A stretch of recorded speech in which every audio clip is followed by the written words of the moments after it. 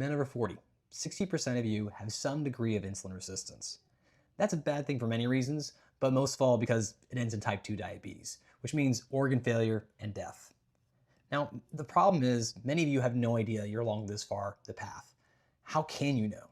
I've gone ahead and plotted two common biomarkers, glucose and insulin. If your fasting glucose is around 95 and insulin rises and falls with glucose during the day, you are insulin sensitive. Congratulations, that is a good thing. That is a target zone. If your fasting glucose is around 105, which is still low blood sugar, but insulin is rising very quickly after a meal and then falls very slowly, that means you're insulin resistant. So what's happening is your pancreas is working so hard at producing insulin that ultimately one day it just stops making it.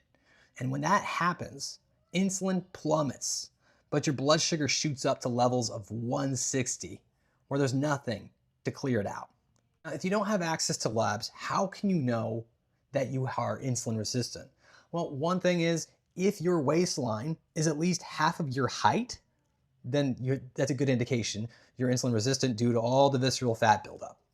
If you're constantly hungry but feel energy crashes even after eating, chances are you're insulin resistant. If you have lots of lack of sleep, erectile dysfunction, high blood pressure, these are all good bets as well. So what's driving all this?